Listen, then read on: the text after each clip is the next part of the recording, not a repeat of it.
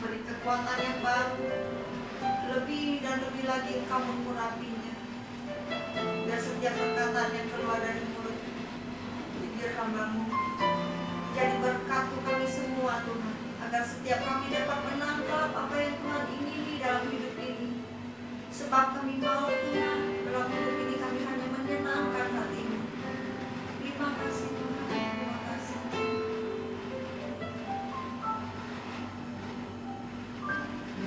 Mengenal-Mu lebih dari segalanya, mengalamimu dalam hidupku,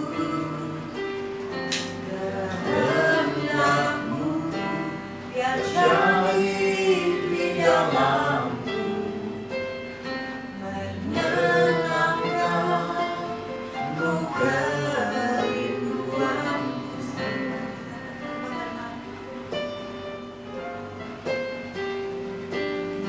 mengenalmu lebih dari segalanya, mengalamimu dalam hidupku, kehendak-Mu biar jadi di dalamku, menyenangkanmu kerinduanku.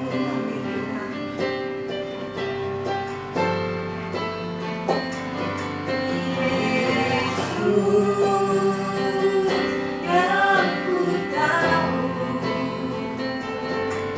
Kau mengerti hatiku, Kau mengenal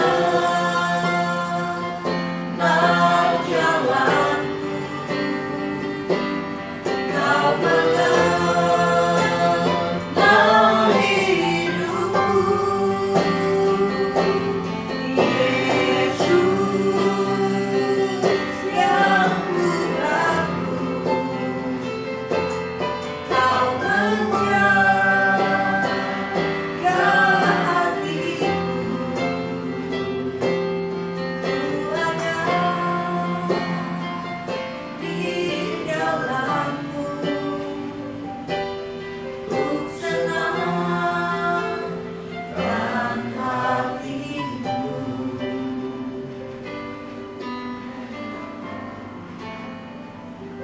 Mengenalmu lebih dari segalanya, kami mau mengalami Tuhan amin. Biar kehendak-Mu saja yang jadi atas hidup kami, biar jadi di dalam-Mu, menyenangkanmu kerinduanku. Panggil namanya Yesus. Yesus yang ku tahu Kau mengerti hatiku, Kau mengenal jalanku, Kau mengenal hidupku.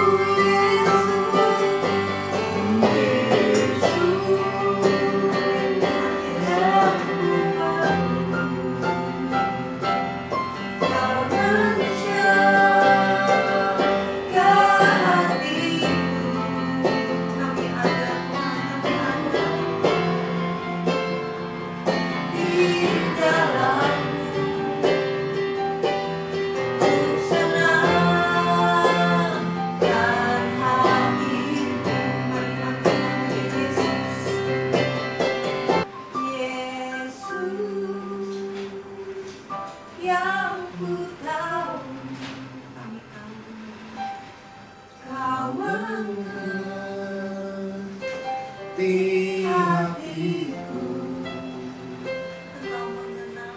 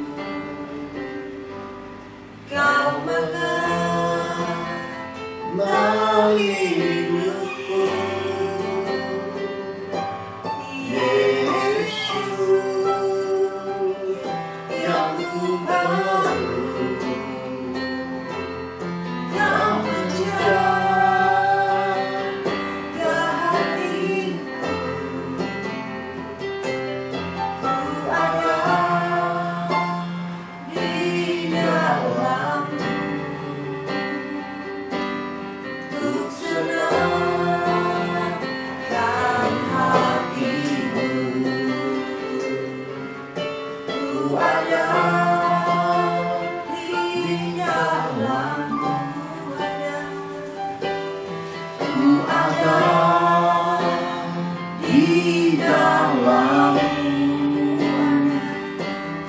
ku ada, di dalammu ku senangkan hatimu. Dan oleh pimpinan Roh-Mu, Kau mengajari kami kebenaran firman-Mu, supaya hidup kami selagi kami hidup di muka bumi ini, hidup yang memuliakan Tuhan. Supaya perilaku kami, perkataan kami, perbuatan kami sesuai dengan kebenaran firman-Mu, hingga Kau temukan kami pribadi-pribadi yang menyenangkan akan hati-Mu. Dan Kau memberkati kami hari ini Tuhan, memberkati keluarga kami, memberkati seluruh aspek kehidupan kami. Anugerahkan kasih-Mu di tengah-tengah kami. Hadirlah dan berkenanlah akan ibadah kami. Kau urapi kami dengan roh hikmat, pengertian dan pengetahuan yang benar akan Engkau. Memberkati kami semua dengan hati yang taat, hati yang lembut, hati yang mau dengar-dengaran akan suara-Mu, hati yang mau melakukan setiap perintah-perintah-Mu. Berkati kami semua. Di dalam nama Tuhan Yesus, kami siap menerima kebenaran firman-Mu. Siap Engkau pulihkan, siap Engkau ubahkan, siap Engkau berkati. Di dalam nama Tuhan Yesus kami berdoa dan mengucap syukur. Mari semua kita yang cinta Tuhan sama-sama katakan amin. Shalom Bapak Ibu yang terkasih di dalam Tuhan.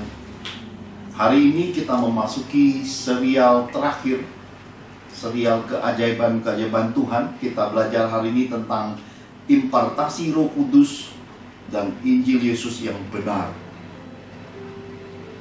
Saudara-saudara terkasih, saya percaya bahwa setiap kita seperti yang dipesankan Roh Kudus.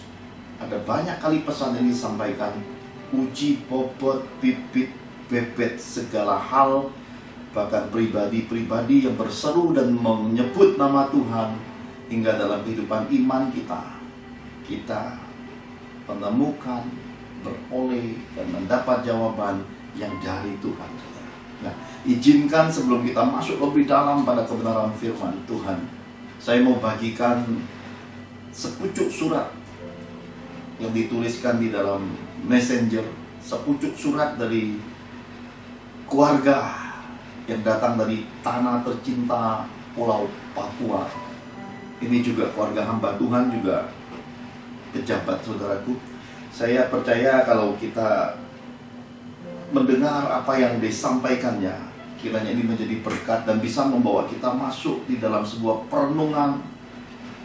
Apa yang kita pelajari tentang kekristenan ini, kepada siapa kita memberi diri untuk dibimbing, dimentoring, seberapa lama dan sudah mencapai dimensi, tahapan, tingkatan, level manakah kehidupan iman kita, kehidupan kerohanian kita dalam kekristenan ini hari ini. Izinkan saya bacakan surat dari tanah Papua ini. Shalom. Selamat sore Bapak Pendeta. Puji Tuhan, kehidupan kami sekeluarga terpelihara dalam kasih dan anugerah Tuhan Yesus dan kuasa Roh Kudus yang menyertai dan menguatkan pengharapan kami kepada Allah Bapa kami, Tuhan Yesus Kristus dan kuasa Roh Kudus. Doa dan harap kami sekeluarga, Bapak dan keluarga tetap dalam penyertaan dan pelindungan kasih Bapa Surgawi. Pembuka suratnya ini seperti surat tulisan Rasul-Rasul Paulus, tulisan murid-murid, anak-anak rohani Rasul Paulus. Ini seperti kita temukan di surat-surat Roma, Filipi, Efesus, Kolose. Surat-surat yang inilah gambaran jarak yang jauh tidak memisahkan tali kasih, tali persaudaraan, tali keluarga, dan pola mentoring yang sesuai dengan kitab suci. Keluarga di tanah Papua ini kenal pelayanan ini, kenal keluarga De Johan sejak masa pandemi tahun 2020, dan saya membimbingnya juga. Roh ikut serta karena banyak kali keluarga hamba Tuhan ini, keluarga pejabat ini, Tuhan berbicara langsung lewat bahasa penglihatan, lewat bahasa mimpi yang mereka tidak mengerti. Saya tafsirkan dan tunjukkan di manakah jalan-jalan Tuhan itu dibentangkan. Luar biasa. Kita lanjut lagi. Terpujilah Tuhan Bapak Pendeta, saya ingin menyaksikan jamahan urapan Roh Kudus atas kehidupan saya dan keluarga. Setelah mesbah malam keluarga, hari Kamis 18 Februari 2021 jam 19.00, jam 7 malam waktu Indonesia bagian timur, saya memutar YouTube kesaksian Ibu Angel Leo Yehuda yang Bapak kirim di Facebook, yang sangat memberkati kami sekeluarga.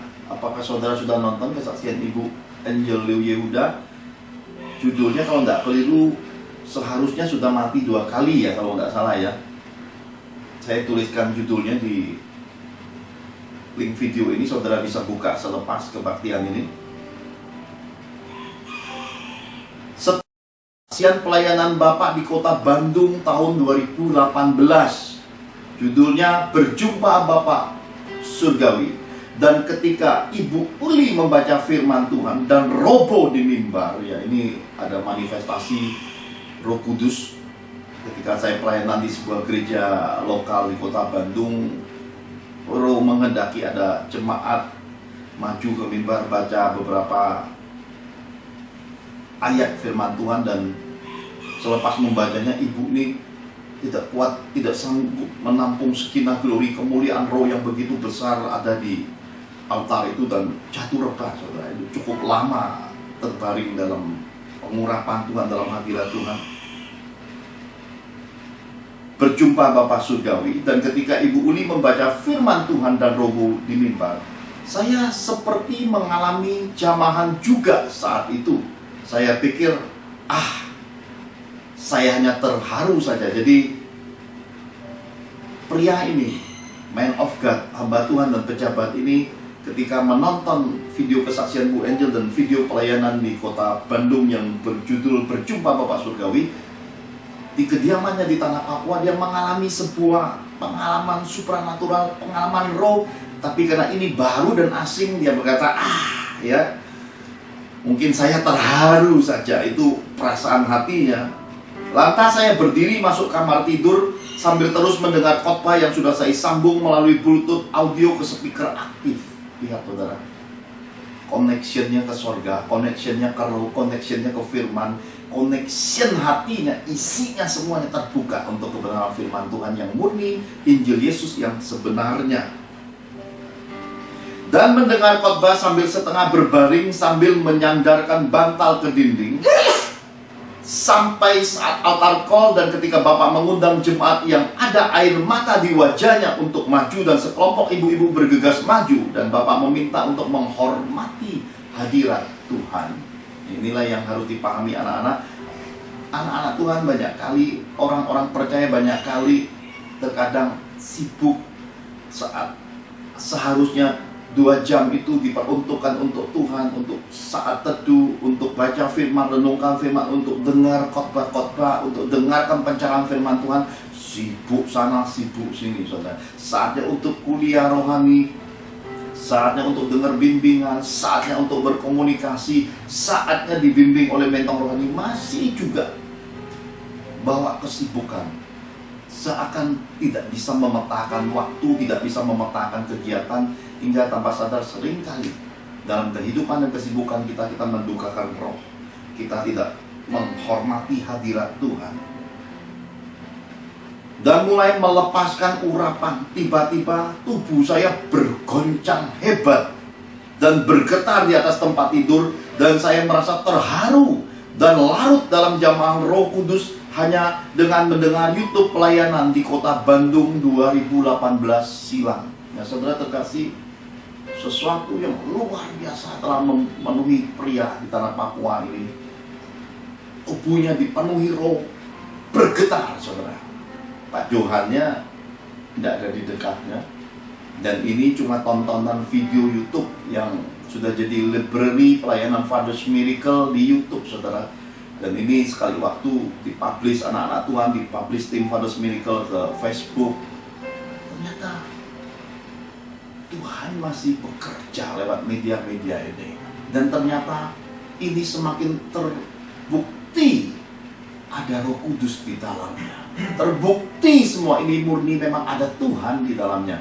Inilah yang harus kita pahami, bahwa segala sesuatu harus kita uji. Tidak semua roh itu dari Roh Kudus. Tidak semua roh-roh di dunia ini datang dari Roh Tuhan. Dan tidak semua hal rohani di dalam hidup ini murni datang dari Tuhan. Terkadang ada percampuran manusianya, percampuran nafsu manusianya, bahkan mungkin seperti kelicikan kuasa-kuasa kegelapan, seperti menjatuhkan Adam dan Hawa. Dia memutarbalikkan firman. Terkadang setan-setan ikut bermain di balik penyesatan, kekeliruan, dan salah tafsir pengertian firman Tuhan, saudara.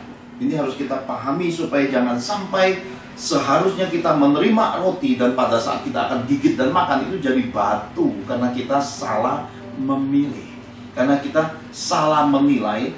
Kemudian kita hidup demikian, merasa rohani dan benarnya kita menghakimi, dan kemudian kita menganggap semua orang tidak punya Tuhan, semua orang itu bodoh, semua seakan kita anggap mereka ini penghuni neraka, dan hanya diri sendiri yang benar, diri sendiri yang punya surga. Nanti dulu, saudaraku, kitab suci berkata, manusia di hadapan Tuhan itu seperti kain kirmisi. Kita ini kotor, dan kita ini semua di muka bumi ini telah kehilangan kemuliaan Allah. Tidak ada seorang pun yang layak naik ke sorga jikalau bukan Yesus yang lebih dulu turun dari sorga untuk mengorbankan dirinya di Kalvari, mati di kayu salib itu, dan berkata, sudah selesai. It is done, saudaraku. It is finished. Tuhan berkata. Oleh karena impartasi roh kebangkitan Yesus lah, oleh karena Roh Kudus memateraikan kita lah, oleh karena kita hidup dalam kebenaran firman-Nya dan layak karena dituliskan di dalam buku anak domba, buku kehidupan itu nama kita ada, maka kita dikaruniakan, saudara. Sekali lagi, perihal neraka dan surga, agar semua kita berhati-hati bicara, saudara. Jangan masuk area-area penghakiman. Janganlah berbicara melebihi kapasitas kita. Janganlah berbicara sesuatu yang kita tidak tahu jelas duduk perkaranya, tidak tahu jelas keputusan Tuhannya. Hati-hati, saudara. Maka orang bijaksana akan memilih untuk banyak diam, mengamati, mendoakan, dan mengambil hal-hal yang baik yang dari Tuhan, saudara. Kita lanjutkan lagi, dikatakan, saya duduk di pinggir tempat tidur dan tertunduk malu dan tidak mengerti. Sungguh saya tidak mengerti. Dalam derayan air mata yang keluar membasahi wajah, saya hanya mohon ampun dan berkata, saya tidak mengerti, ampuni saya Tuhan. Rasa syukur mengalami jamahan kuasa hanya dengan mendengar YouTube pelayanan Pastor Johan. Ini sebuah impartasi roh. Ini sebuah kejujuran. Inilah hati yang disebut murni, tulus ketika berada dalam hadiratnya, dalam kepenuhan rohnya. Semua yang di dalam batin kita, di dalam diri kita, kemurnian hidup kita itu keluar apa adanya. Air mata dan pengakuan bahwa kita harus minta ampun sama Tuhan. Sebab ada banyak hal kita tidak mengerti. Akhirnya saya baru mengerti bahwa kuasa urapan Roh Kudus tidak dibatasi ruang, jarak, dan waktu. 2 kali sambungan YouTube terputus, tetapi kuasa urapan yang mengalir tetap sama. Puji Tuhan, haleluya. Jadi ternyata connection hati dengan Tuhan ini terpenting di dalam ibadah, saudara.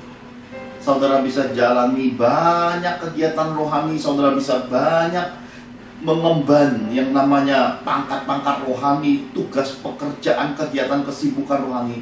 Tapi kalau hatimu dengan Tuhan jauh, saudara, itu hanya untuk buang-buang waktu, dan ada banyak hal jeripaya kita tidak lakukan dengan cara yang benar. Hingga pada akhirnya kita kehilangan momen-momen berharga, kita kehilangan semayan benih yang berharga. Hingga pada akhirnya suatu masa kita akan menyesali semua itu. Mari kembali pada kasih Yesus yang semula, saudara terkasih. Terima kasih Allah Bapa kami, Tuhan Yesus dan Roh Kudus yang telah memperkenankan saya mengalami jamahan urapan Roh Kudus yang dicurahkan tahun 2018 melalui pelayanan hambanya di kota Bandung. Tetapi kuasa urapan ini tetap baru. Lihat, baru. Kuncinya selalu baru, dan tahu bahwa Tuhan selalu memberikan yang baru bagi kita, segar. Tetapi kuasa urapan ini tetap baru, dahsyat, dan tetap sama mengalir pada 18 Februari 2021 malam di dalam ruang kamar tidur, dan saya tidak berdaya dan tidak mengerti. Terima kasih Pendeta Pertama Putra Johan, hambanya yang dipakai Tuhan secara luar biasa. Terpujilah Tuhan.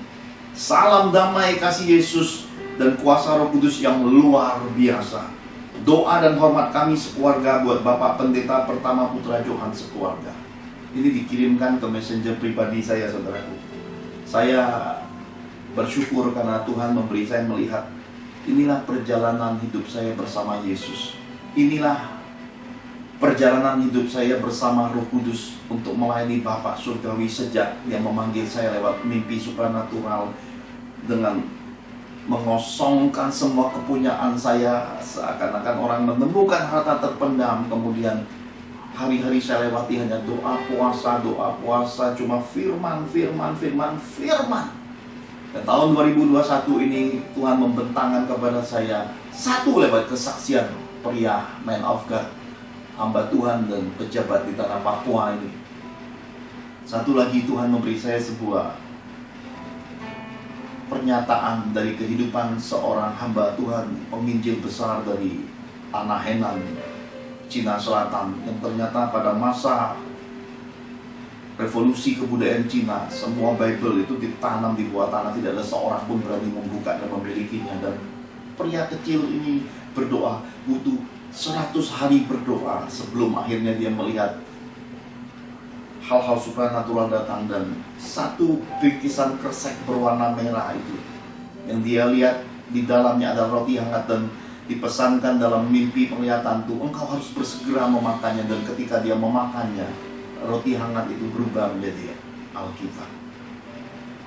Semua kita hari ini harus kembali pada kebenaran firman Tuhan.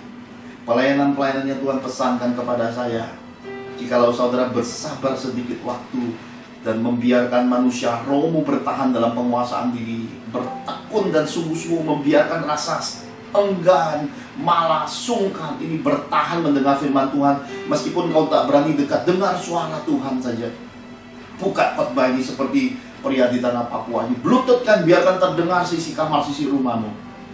Impartasi roh akan masuk, kuasa Tuhan akan menjamah engkau. Bahkan kemarin seorang doktor teologi berkesaksian, dia berkata, guru agamaku tinggi besar, gagah luar biasa. Dan ketika teman-teman masuk ke kelasnya dalam keadaan mabuk, aku pun sebenarnya dalam keadaan mabuk. Dua mengalami bayar harga di balik mabuknya, saudara. Ya, rebah di lantai, orang mabuk, saudara. Tapi dia bertahan, dan kemudian dikatakan guru agama tinggi besar ini, besok ada KKR, harus ikut. Dan luar biasa dalam kesaksiannya, seorang penyanyi yang suaranya suara emas, memenangkan banyak kontes, diundang untuk nyanyi lagu rohani, merdu, saudara. Siapa sangka sehabis nyanyi ini penyanyi, saudara, justru bersujud bertelut dalam keadaan menangis lebih dulu, mengalami impartasi roh, nangis, sujud bertobat. Lalu hamba Tuhan yang dipakai luar biasa itu menunjuk pria muda ini, dan dia mulai tidak ada, dan dia tidak berani bergerak karena sana sini, berkata, awas ya, jangan ke depannya, awas jangan berdiri ya. Tapi ketika dia melihat guru agamanya ini, kenapa saya mungkin banyak punya saudara-saudara dari Ambon, karena cerita-cerita dari tanah Ambon pun banyak masuk dalam hidup saya. Berdiri, dia terkejut, dia ikut berdiri. Dan sejak hari itu, saudara, hingga hari ini, dia adalah seorang hamba Tuhan. Kesaksiannya begitu memberkati, dan dia mengalami pembaharuan impartasi roh. Semua keterikatan dengan mabuk-mabukan itu, obat-obatan itu, lepas sekejap oleh kuasa roh. Tuhan Yesus sudah minta kepada Bapa di sorga, roh yang membangkitkan Yesus, roh yang ada di dalam kisah perjanjian lama, roh yang hanya ada pada nabi-nabi, roh yang sama hari ini ada pada kita semua. Bahkan Nabi Yoel berkata, akan tiba hari itu, hari di mana pencurahan roh itu. Yesaya Nabi Yeremia semua bernubuat tentang hari itu, bahwa bahkan dikatakan padang gurun akan memancarkan air, bahkan dikatakan di padang gurun akan tumbuh pohon buah-buahan, dan pohon itu akan menjadi hutan. Suatu kuasa yang akan membuat hidup kita diubahkan dengan luar biasa, saudaraku. Dari tempat-tempat yang tidak mungkin, keterpurukan, keputusasaan, kehancuran hidup, ketidakberdayaan, akan dicurang menuju kematian. Jika roh ini masuk, hidup seseorang diubahkan demikian drastisnya. Tuhan akan membuat sebuah keadaan transformasi dalam kehidupan manusia, saudara. Saya berdoa roh ini masuk saat saudara mendengarkan firman Tuhan ini. Karena banyak kali lewat pelayanan ini, ada banyak orang ketika mendengarkan firman ini disembuhkan. Bahkan ketika saya mengadakan KKR semasa KKR terakhir bersama istri saya, seorang pria melihat siaran live di TV Manado mengalami kelepasan. Jadi kuasa roh ini perlu kita terima impartasinya, supaya kekristenan ini bukan sebatas kekristenan berbau hanya sebatas tertulis logos, tetapi sudah menjadi kekristenan yang berbuah dalam kehidupan. Rema, kekristenan yang berpadu logos rema, jadi manusia Kristus yang baru. Saya percaya hal ini akan Tuhan beri dan akan terus puaskan generasi kita yang hidup di akhir zaman ini, saudaraku. Mari bersegera kita masuk di dalam kebenaran firman Tuhan. Kita buka sama-sama dan kita baca di dalam 1 Korintus 15 ayat 1 sampai yang ke-11. 1 Korintus 15 ayat 1 sampai yang ke-11. Dan sekarang saudara-saudara, aku mau mengingatkan kamu kenapa Injil yang aku berikan kepadamu dan yang kau terima dan yang dialami kamu teguh berdiri. Oleh Injil itu kamu diselamatkan asal kamu teguh berpegang padanya, seperti yang telah kuberitakan kepadamu, kecuali kalau kamu telah sia-sia saja menjadi percaya. Sebab yang sangat penting telah kusampaikan kepadamu, yaitu apa yang telah kuterima sendiri, ialah bahwa Kristus telah mati karena dosa-dosa kita, sesuai dengan kitab suci bahwa ia telah dikuburkan, dan bahkan ia telah dibangkitkan pada hari yang ketiga, sesuai dengan kitab suci bahwa ia telah menampakkan diri kepada Kefas, pada ke-12 muridnya. Sesudah itu ia menampakkan diri kepada lebih dari 500 saudara sekaligus. Kebanyakan dari mereka masih hidup sampai sekarang, tetapi beberapa di antaranya telah meninggal. Selanjutnya ia menampakkan diri kepada Yakobus, kemudian kepada semua rasul, dan yang paling terakhir dari semuanya ia menampakkan diri juga kepadaku, sama seperti kepada anak yang lahir sebelum waktunya, karena aku adalah yang paling hina dari semua rasul. Bahkan tidak layak disebut rasul, sebab aku telah menganiaya jemaat Allah. Tetapi karena kasih karunia Allah aku adalah sebagaimana aku ada sekarang, dan kasih karunia yang dianugerahkannya kepadaku tidak sia-sia. Sebaliknya, aku telah bekerja lebih keras daripada mereka semua, tetapi bukannya aku, melainkan kasih karunia Allah yang menyertai aku. Sebab itu, baik aku maupun mereka, demikianlah kami mengajar, dan demikianlah kamu menjadi percaya. Amin. Amin. Saudara terkasih, ini dipesankan khusus di dalam Korintus tentang aku mau mengingatkan kamu kepada Injil yang aku beritakan kepadamu, dan yang kamu terima, dan yang di dalamnya kamu berdiri teguh. Injil. Kata Injil ini paling banyak kita dengar ketika kita masih sekolah, SD, SMP, SMA. Kitab suci orang Kristen Katolik adalah Injil. Apa itu Injil? Dan mengapa Injil? Bagaimana Injil? Dan jabaran Injil dan pemahaman Injil. Mari kita belajar sama-sama tentang Injil.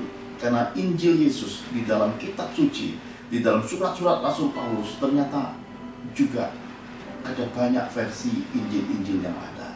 Tetapi Injil yang saya beritakan menurut apa yang dijabarkan dalam kitab suci adalah Injil Yesus yang benar.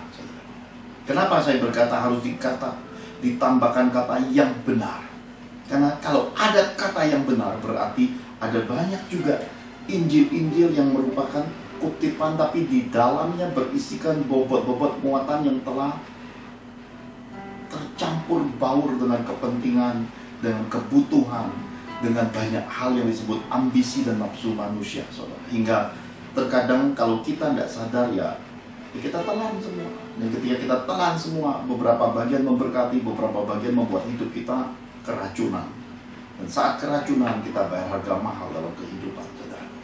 Tetapi di balik semua pemberitaan-pemberitaan itu, seperti yang Tuhan pesankan, kita harus mulai menemukan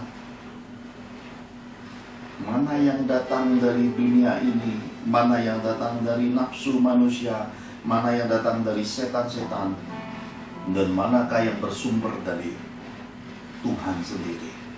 Dengan kita memiliki karunia membeda-bedakan roh, memiliki kepekaan rohani, memiliki ketajaman di dalam karunia roh, kita bisa menangkap dan memisahkan dan memilahkan segala hal rohani dalam hidup kita. Bukan hanya sebatas rohani, bahkan semua hal di dalam kehidupan ini.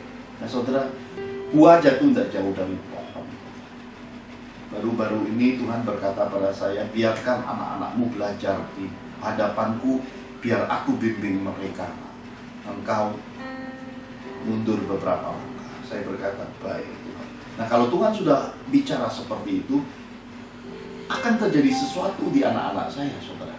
Proses, benturan, pengalaman dan kejadian yang mereka harus mengandalkan Tuhan. Karena Tuhan suruh saya mundur, berarti beberapa bagian saya tidak bisa ikut ambil bagian di dalamnya, saudara. Terjadilah suatu perkara di si bungsu, saudara. Dia pergi dengan teman-teman kuliahnya yang belum dikenal karena hanya sebatas Zoom online itu. Dia pergi dengan teman-teman satu generasi angkatannya, beberapa orang ke kota lain.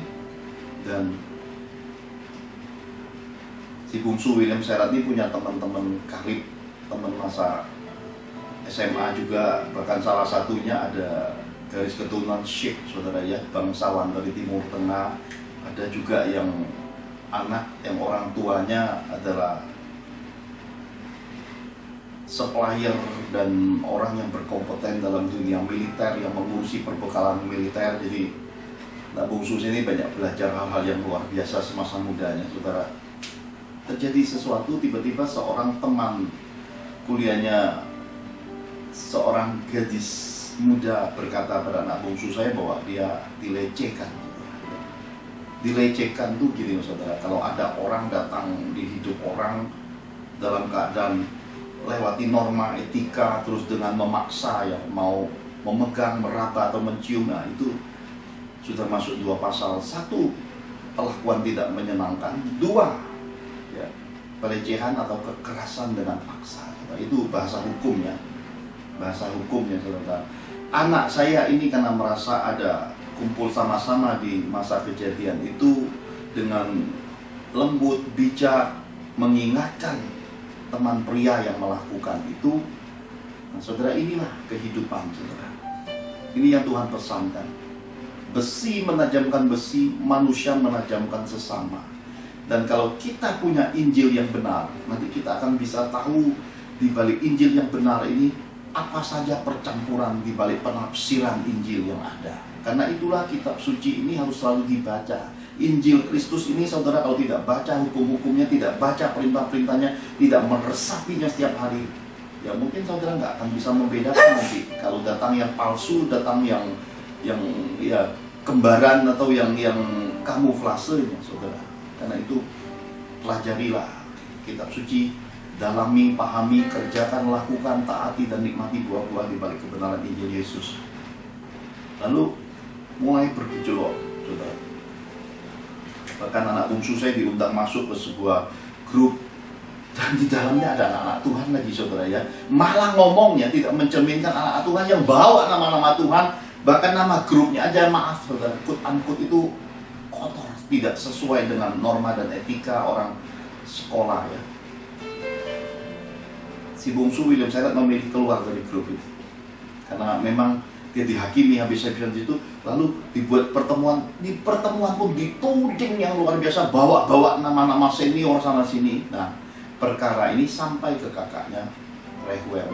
Reuel ini menurut catatannya di dunia hukum di universitas yang mereka hari ini ada, untuk IP 37,7 termasuk golongan orang yang cukup disegani di dunia akademis karena dianggap prestasi yang cukup jenius, saudara, dunia hukum.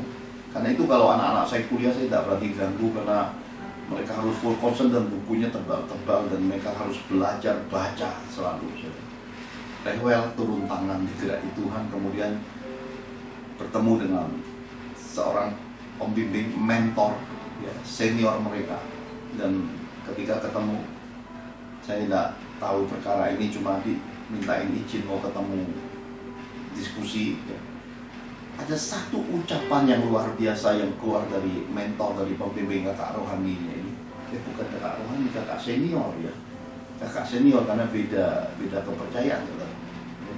Dia berkata, lewat perkara ini saya lihat William Seyrat ini akan dipopulerkan. Waduh, saudara, saya terkejut juga dengarnya. Kok di balik masalah ada popularitas, di balik masalah ada promosi? Karena setelah dibuka, saudara, ya, ini kebenaran. Karena itu ketika kita pegang kebenaran, terkadang kebenaran yang kita pegang itu tidak populer. Bahkan Tuhan Yesus bilang, jalan dan pintunya sempit dan sesak, saudara, ya. Sedikit orang yang menemukan. Berarti dalam hidup ini banyak orang keliling-keliling padang gurun sebenarnya. Dan ketika kita masuk di dalam kebenaran yang sesungguhnya itu, terkadang akan ada banyak serangan.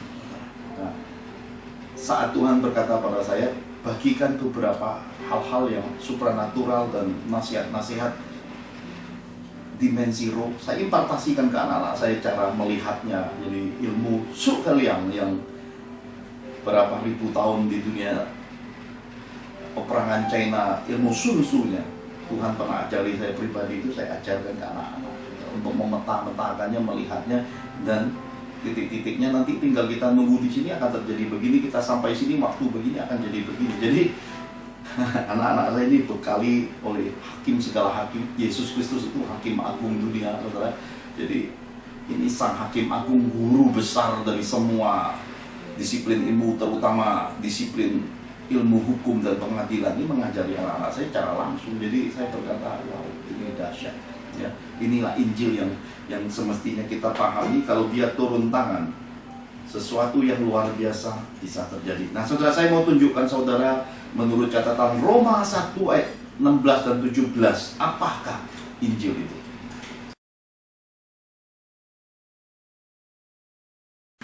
Roma 1 ayat 16 sampai 17.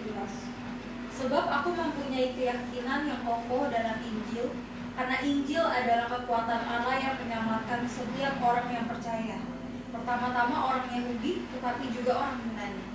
Sebab di dalamnya nyata kebenaran Allah yang bertolak dari iman dan memimpin kepada iman.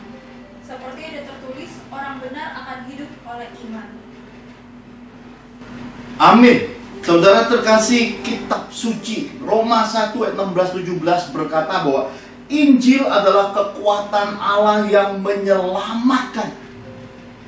Garis bawah ini, kekuatan Allah yang menyelamatkan itu adanya di dalam Injil, saudara. Jadi kalau tidak di dalam Yesus, tidak di dalam kebenarannya, tidak di dalam segala yang tertulis di dalam catatan Injil, yaitu hukum-hukumnya, ya, saudara tahu, kalau nggak diselamatkan ya berarti dia tidak selamat, saudara. Yesus bahkan berkata, akulah jalan, kebenaran, dan hidup. Tidak seorang pun datang kepada Bapa di surga tanpa melalui Yesus. Bahkan di bawah kolong langit ini tidak ada nama yang diberi yang olehnya kita beroleh keselamatan selain di dalam Yesus Kristus ini. Jadi Jadi ini Injil, saudara. Dan bahkan dikatakan bahwa di dalam Injil nyata kebenaran Allah. Kebenaran yang seperti apa yang di dalam Injil ini? Dikatakan yang bertolak dari iman dan memimpin kepada iman. Jadi kunci Injilnya iman. Karena itu dikatakan orang benar akan hidup oleh iman. Iman memiliki dasar. Iman juga harus menjadi bukti dari kepercayaan bahwa Tuhan itu ada. Dan saya melihat semua itu sejak saya menerima Yesus Kristus sebagai Tuhan dan Juru Selamat sampai hari ini. Apa yang dialami pria di tanah Papua itu saya juga mengalaminya di masa-masa panggilan mula-mula Tuhan dalam hidup saya. Impartasi hamba Tuhan ribuan tahun, buku-buku yang tertulis, saudara, yang roh urapi, yang roh berkata, nak baca ini, saya mengalami semua. Hal-hal supernatural, mukjizat yang luar biasa. Karena itu saya berkata, betapa kayanya roh di dalam kemuliaan Yesus Kristus Tuhan kita ini. Tak terucapkan, saudara. Lagu yang dinyanyikan tadi sebagai pembuka firman, mengenalmu, yang diberi Tuhan kepada istri saya, saudara tahu, istri saya menangis di tempat tidur ketika menerima suara Tuhan lagu itu. Sepanjang malam dia menangis dan lagu itu terdengar dan kemudian dia tuliskan, saudara. Saudara, apakah itu lagu biasa? Tidak. Kenapa? Karena lagu ini pernah dinyanyikan di sebuah gereja GPDI di Kota Berinyu, Bangka Belitung, saudara. Hampir-hampir saya tidak kuat berdiri di altar. Bahkan kebaktian itu saya tidak bisa menyampaikan firman Tuhan karena lawatan Tuhan, saudara. Hampir 3,5 jam lebih orang-orang itu bertobat, merayap dari kursi-kursi gereja menuju ke altar untuk menggapai hadirat kemuliaan Tuhan yang ada saat itu. Bahkan tim yang saya bawa itu mesti dibopong pulang ke rumah mertua saya, saudara. Videonya masih saudara bisa nonton di YouTube, saudara, kalau ada kesempatan juga sekilas, saudara. Bahkan di tahun lalu seorang pria yang saya layani, dan ini yang saya berkata izin sesuai pesan roh, ada 1-2 yang banyak permata dititipi ke saya sudah semaikan berkati ke banyak anak Tuhan. Ini ada sisa 1 ini saya pakai salah satu tanda kepunyaan pria ini, man of God ini. Ketika dia sedang mandi, dia putar lagu mengenalmu di handphonenya, saudara. Ya bukan mandi, tapi air mata itu, saudara, bercampur dengan air. Yang menangis, dia berkata di tempat mandi, di kamar mandi itu, dia berkata, aku bersujud menangis. Aku merasa demikian bersalah sama Tuhan. Aku merasa begitu jauh dan sekarang pengen begitu dekatnya sama Yesus. Dia menemukan Injil, panggilan iman itu lewat lagu mengenalmu, saudara. Kalau saudara resapi, kata-katanya sederhana sekali, tapi kalau saudara pahami, saudara akan menemukan di dalamnya kisah-kisah menarik di dalam kehidupan istri saya. Istri saya seorang hamba Tuhan, anak seorang pejabat, anak seorang pengusaha timah yang ternama di kota Bangka Belitung. Saudara kalau datang ke yang terhormat Ibu Megawati atau dengan putrinya Ibu Puan Maharani, saudara akan tahu bahwa mereka sangat dekat dengan mertua saya. Salah satu tokoh senior dari zamannya Bung Karno dulu, yang selalu support kegerakannya Ibu Megawati, saudara. Jadi ini rumpunnya sebenarnya rumpun keluarga yang sejak dulu sudah dibekali dengan nasionalisme, cinta tanah air, cinta Indonesia, hormat pemerintahan, mendukung pemerintahan bangsa Indonesia. Orang-orang yang konsekuen, cinta pada bangsa. Pancasila dan Undang-Undang 1945 itu kami pegang teguh. Apalagi kami ini yang sejak masa kecilnya dibekali dengan pelajaran-pelajaran Pancasila, ya saudara ya, pelajaran-pelajaran tentang undang-undang, ya, bahkan ikut penataran P4, apalagi udah ngelotok, saudara. Jadi saya percaya bahwa rekam jejak itu akan dengan mudah dilihat. Siapa kita, siapa nenek moyang kita, bobot bibit hidup kita akan nampak jelas. Injil pun seperti itu, saudara. Bisa kelihatan. Ini bukan sebuah cerita dongeng atau ini sebuah rekayasa. Ini kebenaran dan orang-orang yang mengalaminya masih ada di tengah-tengah kita. Bahkan saya bisa tunjukkan dengan seizin pria di tanah Papua ini. Messengernya saya publish, saudara bisa lihat sekilas, nanti namanya saya tutup. Tapi kalau yang bersangkutan tidak merasa keberatan, ya kita baca jelas. Karena ini memang pengalaman supranatural. Ada banyak kesaktian. Mengapa harus ditutup ketika kesaksian hidup itu untuk memuliakan Tuhan? Mau sampai kapan saudara harus sembunyi? Sampai kapan saudara hidup di balik gengsi, harga diri yang palsu? Semua hal-hal duniawi mengikat, menjerat hidup saudara, buat saudara terpenjara. Sampai kapan? Sedangkan kitab suci berkata, oleh darah anak domba, oleh kesaksian perkataan mereka, iblis dikalahkan. Mengapa menahan-nahan kesaksian di dalam kekristenan ini? Jangan. Bahkan saya ini, saudara, kalau saudara minggu lalu ikuti kebaktian kebesaran Tuhan, ada satu kesaksian saya cerita tentang seorang teman SD, suaminya sakit kanker paru-paru. Saya tidak bisa ikut campur karena ada kedaulatan Tuhan di dalamnya. Hanya hitungan beberapa hari suaminya meninggal dunia. Tapi ada satu perkara di baliknya.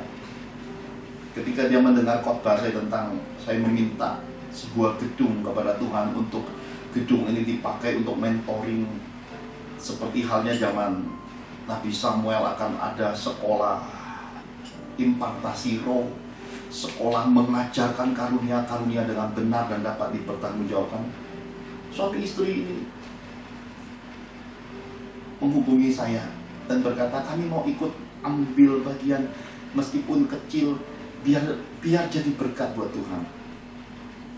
Di rekening ministry dia kirimkan ya uang yang kecil, saudara. Sangat kecil, senilai harga ayam kape, saudara ya. Saya tersakiti oleh roh sebenarnya, saudara ya. Biarlah rasa sakit ini, biar Tuhan tanamkan ke dalam saya supaya saya bisa sampai akhir hidup saya mengelola semua kepercayaan Tuhan. Karena hati yang peka, hati yang sadar ini sulit didapatkan ketika orang-orang diberkati dan dilimpahkan Tuhan dengan kekayaan materi. Saya minta, jangan beri aku kenyang, jangan beri aku lapar, tapi beri aku hati yang selalu dekat, sayang, cinta Tuhan, takut akan Tuhan saja. Saya cerita ke Bu Angel terkejut. Hah? Itu perasaan Bu Angel. Dia berkata, biarlah, pasti Tuhan ada sesuatu yang mengejutkan. Dan ternyata benar, beberapa kali sudah kiriman uang kecil itu, saudara. Uang kesakitan roh buat saya itu. Suaminya meninggal dunia. Lalu beberapa teman desak saya, akhirnya saya rendahkan diri. Saya bentuk suatu grup kecil dari teman-teman masa SD untuk diskusi dan kemudian ambil keputusan. Saya buatkan sebuah tulisan untuk siapa yang tergerak sesuai kerelaan dan kesanggupannya memberi dengan solider, persahabatan dengan tulus, dari apa yang ada jangan terpaksa. Mari bersatu hati kita pilih satu teman untuk menerima urunan pemberian uang untuk membantu sahabat yang suaminya meninggal dunia karena kanker paru-paru ini. Saudara, Tuhan berkata, engkau lebih dulu harus memberi. Saya bertanya, berapa Tuhan? Berikan lebih besar ratusan persen dari yang dia persembahkan kepadaku. Jadi saya tuliskan sebuah angka, menambahnya 2 kali lipat dari nominalnya, ditambahkan lagi sama roh ya. Dan kemudian bergabung terjadi sesuatu ya, saudara. Ini yang saya sesali dalam kehidupan.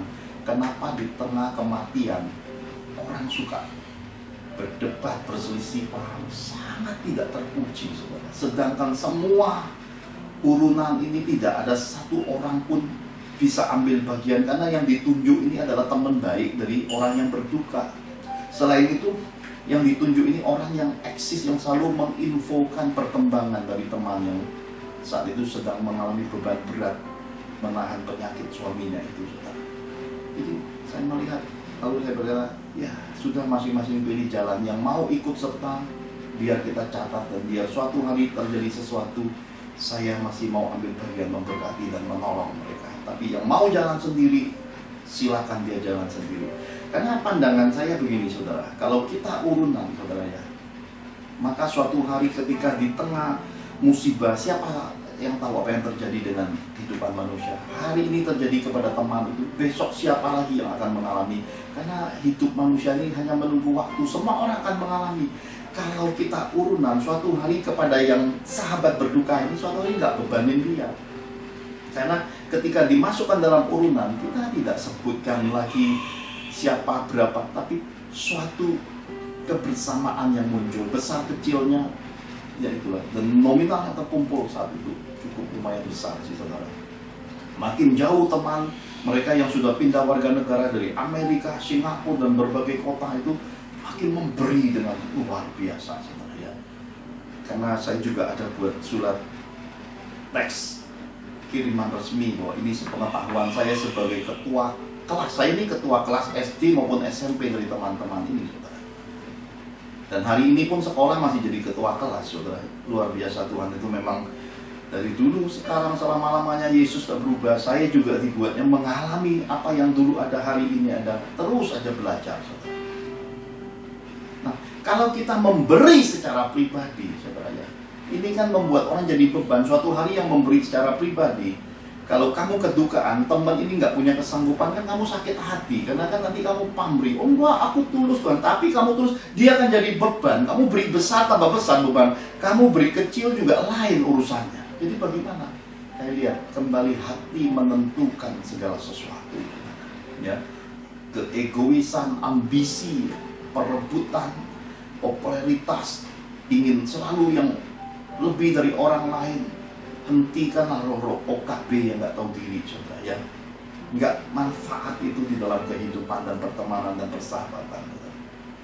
Jadi puji Tuhan, dari apa yang saya kumpulkan buat sahabat yang kedukaan ini, terkumpul nilainya besar sekali, saudara. Bahkan ada beberapa puluh kali lipat yang dia beri buat Tuhan. Dan saya datang kepada Tuhan menghadap Tuhan berkata, sesungguhnya lewat pemberian itu suaminya takarannya diperhitungkan Tuhan. Jadi luar biasa loh, saudara ya.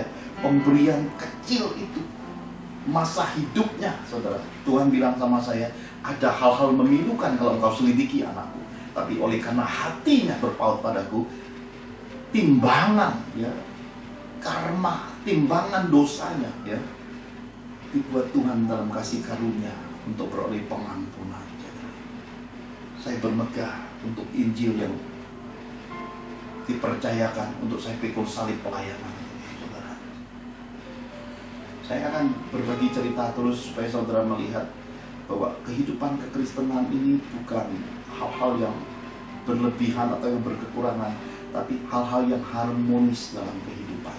Mengajari kita jadi bijak, umur bertambah, kebijakan bertambah, kedewasaan semakin matang. Kenapa? Karena inilah hidup, saudara. Kita lihat dulu beberapa ayat lagi tentang Injil ini. Galatia 1 ayat 6 sampai yang ke-10. Galatia 1 ayat 6 sampai yang ke-10. Demikian firman Tuhan. Aku heran bahwa kamu begitu lekas berbalik daripada Dia yang oleh kasih karunia Kristus telah memanggil kamu dan mengikuti suatu Injil lain yang sebenarnya bukan Injil. Hanya ada orang yang mengacaukan kamu dan yang bermaksud untuk memutarbalikkan Injil Kristus. Tetapi sekalipun kami atau seorang malaikat dari sorga yang memberitakan kepada kamu suatu Injil yang berbeda dengan Injil yang telah kami beritakan kepadamu, terkutuklah dia. Seperti yang telah kami katakan dahulu, sekarang kukatakan sekali lagi, jikalau ada orang yang memberitakan kepadamu suatu Injil yang berbeda dengan apa yang telah kamu terima, terkutuklah dia. Jadi bagaimana sekarang? Adakah ku cari kesukaan manusia atau kesukaan Allah? Adakah ku coba berkenan kepada manusia? Sekiranya aku masih mau mencoba berkenan kepada manusia, maka aku bukanlah hamba Kristus. Amin. Amin. Ini jelas sekali, saudara. Kita harus tinggal di dalam Yesus, hidup dalam kasih Yesus. Jangan lari kepada Injil yang lain.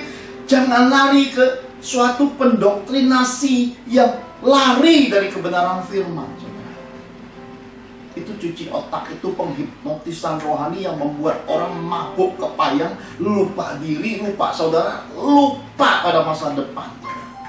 Kita harus kembali pada kesadaran, kedewasaan, kenormalan, kebijakan di dalam kehidupan, karena bersanding pada Injil Yesus yang benar.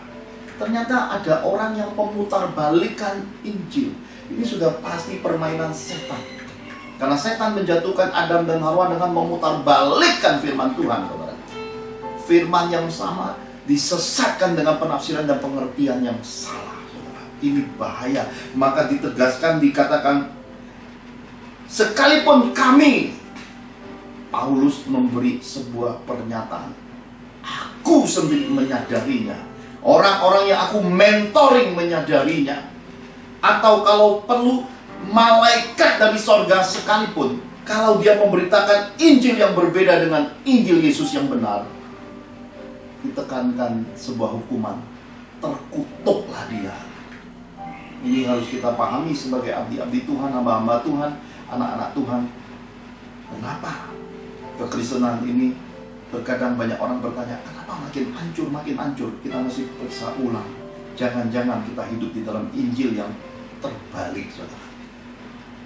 Kalau saudara nggak percaya apa itu terbalik dan bagaimana terbalik dan konsekuensi terbalik itu nggak nyenengin, saudara balik aja, tanganmu taruh di lantai, kakimu naikin ke atas.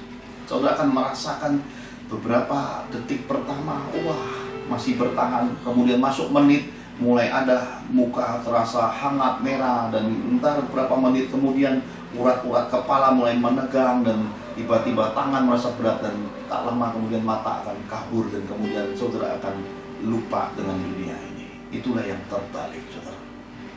Jangan masuk di dunia seperti itu, karena semua yang terbalik ini nanti akan membuat orang lupa diri. Nah, itu ciri khasnya orang yang masuki kehidupan Injil yang terbalik, lupa diri, kompromi dengan dosa, dan mereka menganggap hal-hal yang tidak berguna itu nyenengin dibandingkan dengan teguran Tuhan. Saya baru-baru ini diperintahkan Roh, dan ini jawabannya.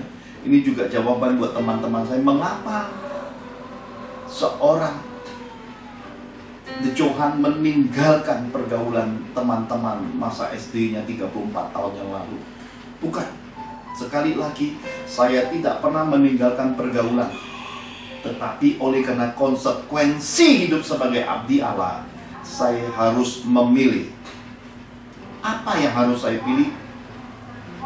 Dan apakah konsekuensi hidup sebagai abdi Allah? Sebagai seorang abdi Allah, saya telah memilih Roh, mengkhususkan hidup saya, batin saya, pikiran saya, semuanya terpusat dan berfokus pada kebenaran firman, supaya segala sesuatu yang saya ajarkan, bagikan kepada umat Tuhan murni, saya harus jaga hidup saya tetap murni. Tidak izinkan percampuran apapun masuk, baik itu dari jalur teman, keluarga, pergaulan, dunia, ataupun apapun, saya tidak izinkan itu masuk.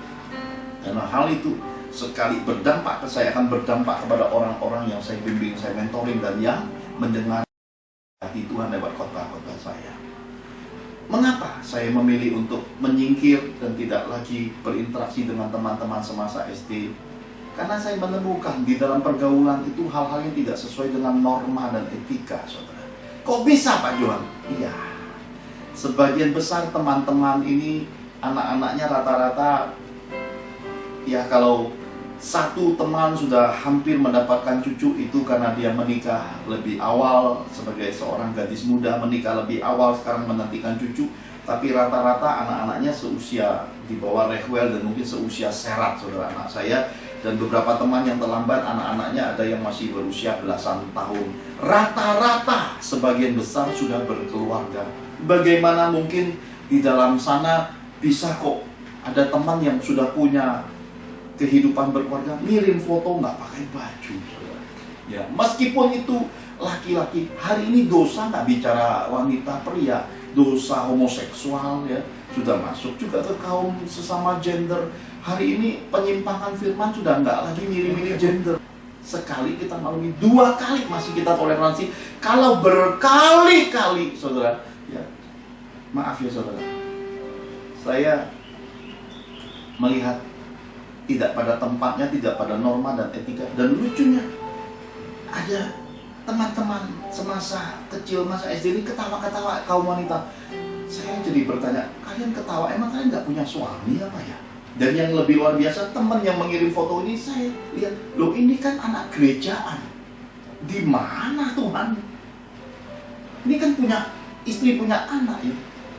Lalu saya mulai selidiki, ada hal-hal yang saya berkata, waduh, ini ciri khas orang hidup dalam Injil yang terbalik. Hidup duniawi sekali. Jadi Yesus hanya sebatas agama semata dan sebatas untuk tempelan predikat beragama Katolik Kristen. Jadi saya berkata, ini enggak sesuai. Ditambah lagi dengan beberapa kejadian teman-teman ngadu ke saya, saudara. Ya. Hal-hal yang memilukan, dan ditambah lagi saya melihat ada teman, dia orang baik lu ya. Oh baik, oh ya baik. Lalu teman yang lain cerita,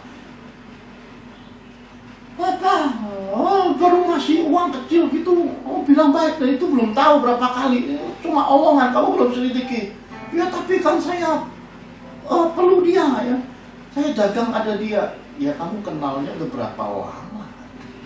Sampai kamu dalam imanmu kok jualan dagang ngandali temen. Kamu ingat gak firman Tuhan berkata, terkutuklah orang yang mengandalkan Tuhan, terkutuklah orang yang mengandalkan diri sendiri, yang hatinya menjauh dari kebenaran firman Tuhan.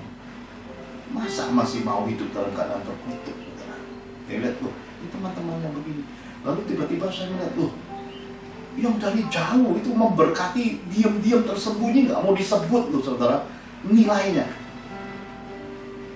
juta-jutaan, nggak dibilang orang baik. Yang ini cuma ratusan ribu dan belum jelas dibilang baik. Berarti ini terbalik kebenaran hidupnya, saudara. Maka saya bilang, wah, saya nggak mau bergaul di dunia Sodom Gomora, saudara. Saya nggak mau masuk di dalam kesalahan Lot, hati nuraninya tersakiti. Ya. Jadi saya berkata, goodbye. Bukan saya tidak mengasihi, tapi saya harus jaga hidup. Hidup yang di dalamnya ada kebenaran firman Tuhan, dan hidup di dalamnya saya memegang kepercayaan Tuhan untuk berbicara atas nama Dia. Jadi saya harus tahu konsekuensinya, dan atas nama Tuhan dan atas nama pribadi, mohon teman-teman mengerti atas semua ini. Lalu teman-teman 2 kali, karena saya sudah menyelesaikan tugas-tugas Tuhan dan ada sedikit waktu, mereka video call. Mereka mulai bercerita, saya lebih terkejut, saudara. Bagaimana mungkin teman yang sudah berusia semua masih mau main adu-adu domba, saudara. Sudahlah, saudara. Jangan masuki lagi hal-hal dunia seperti itu. Tahun-tahun ini orang mati cepat sekali, saudara. 2020, 2021, 2022, kematian cepat sekali. Kita mesti uji, saudara. Ya, saya heran ada banyak orang masuk di hal-hal seperti itu. Maka ketika saya bertemu dengan seorang doktor teologi beberapa kali, dan minggu lalu kami ngobrol, dia berkata, saya ketemu Pak Johan, sekalipun saya banyak mengerti teori kekristenan, tapi dalam dunia prakteknya belum ada apa-apanya, katanya. Dia berkata, semua orang bisa khotbah, Pak. Semua orang bisa teori rohani, semua orang bisa. Tapi untuk suara kenabian, untuk praktek dan mempertahankan hidup berkualitas, sulit sudah cari orang-orang seperti itu hari-hari ini. Seorang dokter teologi ini bicara, ngobrol, dan kami sharing, saudara. Saya berkata hari ini Tuhan sedang menemukan banyak Nikodemus di dalam kehidupan ini. Orang-orang yang bahkan punya roh Gamaliel, saudara, ya. Orang-orang yang punya kebijakan, meskipun pengetahuan, pangkat rohani dan pendidikannya hebat, mereka tetap punya kerendahan hati untuk menemukan Yesus, untuk belajar tentang dunia roh, impartasi roh, dan Injil Yesus yang benar. Saya sudah pesankan, saya tidak mau pelayanan yang menyedihkan hati saya sendiri. Karena sekali lagi saudara sendiri yang sudah dibobot bibit-bibitnya. Karena di saya itu ada banyak hal yang Tuhan percayakan, dan saya tidak mau lakukan hal-hal yang mendukakan roh. Karena Tuhan berpesan, kalau orang tidak menentang aku, biarkan saja nak. Kalaupun dia lakukan hal-hal yang mendukakan, hal-hal yang mencuri kemuliaan, biarkan dia masuk tata pengadilanku nanti. Kalau ada orang-orang yang mendengar suara Tuhan ini dan rendah hati dan berkata, iya ya, aku kok lupa budi, lupa diri dulu. Pak Johan dengan istrinya saat anakku kedua lahir, sebelum itu aku tabrakan, dan aku juga dulunya menus di tempat Pak Johan. Kok aku kayak kacang lupa kulit ya? Kok aku seakan-akan begini begitu, nggak pernah ini rekam jejakku, aku ngomonginnya, aku tutupin, dan aku, ya saudara harus tahu, itu pencurian. Itu bukan kebenaran yang diberitakan, itu Injil yang memuliakan dirimu, Injil yang memuliakan pihak seteru Tuhan, saudara. Semua yang transparan dari apa yang datang dari kemuliaan Tuhan harus kita ucapkan terbuka, saudara. Tidak perlu ditutupi. Kenapa? Semakin saudara tutupi, saudara timbun, suatu hari bangkai itu akan semakin bau dan tidak akan pernah hilang dalam hidupmu. Itu akan menderah engkau, itu jadi celah, roh intimidasi, mengusik hari-harimu, tidurmu, makanmu, bahkan di hari matimu kau harus tetap bayar harga di balik semua itu. Saya bicara ini kenapa, saudara? Karena ini roh ingin saya sampaikan peringatan ya, supaya saudara-saudara yang memperhamba diri, supaya saudara-saudara yang keliru menerima Injil ini, jangan lagi masuk di dunia yang dikatakan terkutuklah dia, ya. Karena kitab suci berkata, kalau ada orang memberitakan suatu Injil yang berbeda, terkutuklah dia. Nah, saudara paham kan, saudara, ini luas banget pemahaman surat dan pengertian dan dalam sekali pesan peringatan yang disampaikan Rasul Paulus ini. Kuncinya kita temukan tentang Injil hari ini. Lihat kuncinya. Jadi bagaimana sekarang? Adakah aku cari kesukaan manusia ini loh, saudara, pengajaran yang nyenengin telinga ya, bikin orang terhibur ya. Nggak salah sih, saudara. Tapi kalau kita jadikan itu sebuah komoditi ya, eksploitasi, kemudian kita coba hipnotis orang, akhirnya tidak lagi membawa orang pada Yesus, pada pengenalan yang benar, tidak mendewasakan orang, tidak membuat orang itu takut akan Tuhan. Kita hanya membuat sebuah ya kejenakaan, kesenangan rohani. Orang masuk dalam keadaan sama, pulang tambah merana. Wow, saudara. Saudara tahu sendiri nanti di hadapan Tuhan timbangan hidupmu, pertanggungjawaban hidupmu seperti apa. Ya, saudara disukai manusia tapi sama Tuhan, Tuhan dari segala Injil itu, Tuhan dari Injil yang benar itu. Dia yang merupakan hakim segala hakim itu akan menuntut suatu hari nanti pertanggungjawaban dari pelayanan, pekerjaan, dan pemberitaan yang kau sebut namanya, saudara. Yang ku cari itu kesukaan manusia atau kesukaan Allah? Apakah aku coba berkenan kepada manusia? Ataukah aku masih mencoba terus untuk selalu diterima oleh manusia? Kok takut kehilangan teman, takut kehilangan pelayanan, takut kehilangan pendapatan di balik pelayanan, di balik ministry? Saya rasa ini sudah waktunya semua kita menyadari bahwa harta ngengat dan berkarat itu tidak bisa dibawa saat kita mati. Saudara timbun setinggi gunung atau saudara pegang sebutir beras, mati tetap semua harus ditinggal, saudara. Ya, lebih baik mengumpulkan harta di surga. Dan dikatakan, jikalau semua itu terfokus pada manusia, hanya untuk manusia, dan aku cari hanya yang manusia punya, maka bukan hamba Tuhan, itu bukan hamba Kristus, itu orang yang memutarbalikkan Injil. Ini pesan Tuhan jelas sekali, saudara. Ini pesan jelas sekali, pesan dipahami. Karena ada anak-anak Tuhan pesan ke saya, Pak, kalau Tuhan gerakan, tolong ajarkan pemahaman kehidupan berkeluarga. Karena ada banyak orang ya, ketika hidup masih susah, punya suami, punya istri, cinta ya. Oh, I want ya. Pokoknya setiap hari isinya bahagia, suka duka, senang susah, kenyang lapar tetap. Oh, I want ya saudara. Begitu udah mulai dipakai Tuhan sedikit, mulai dikasih duit sedikit, mulai dikasih berkat, dipromosin sedikit, naik sedikit aja saudara ya. Siapa ini? Wow, langsung nanya ya, kamu ini siapa? Padahal itu istrinya. Dia tanya, kamu ini siapa? Wow, ya itu suaminya. Mulai cari perbandingan. Lu ini gembrot banget ya. Lu ini kok ceking banget ya. Udah mulai komplain fisik ya. Iya, kamu tidak seperti orang itu loh. Mulai cari-cari alasan untuk menyakiti pasangan hidupnya, suami atau istri. Lalu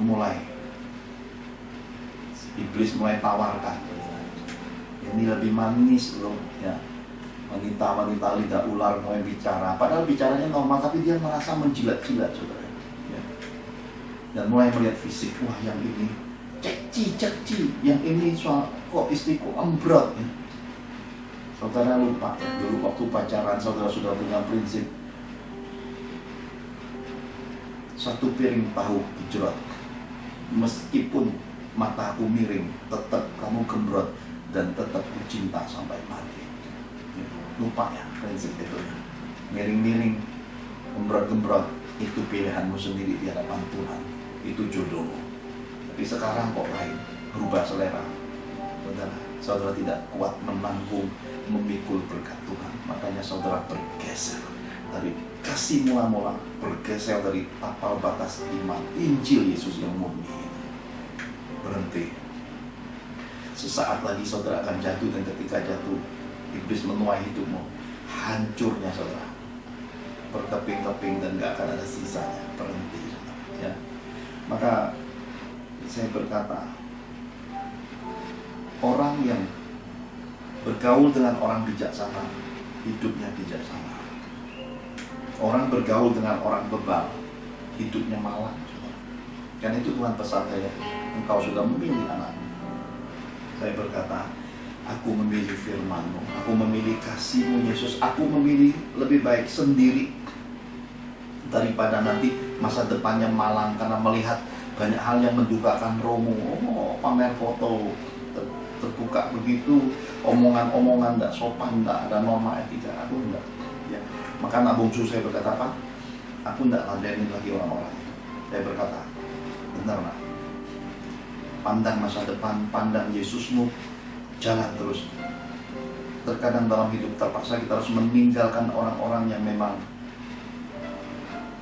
mereka berhenti di level itu, sedangkan kita akan terus naik.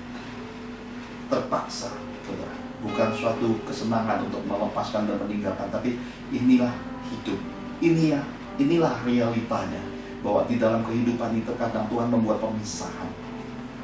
Saudara jalan menurut jalan yang telah ditunjukkan Roh, jalan yang dipilih Tuhan buat hidup saudara, menuju ke arah kebahagiaan, keluarga yang jadi berkat, hidup yang semakin disempurnakan, kedewasaan, kematangan, berkarakter seperti Yesus. Capai semua yang telah Tuhan sediakan dan janjikan buat hidup saudara. Itu yang terpenting.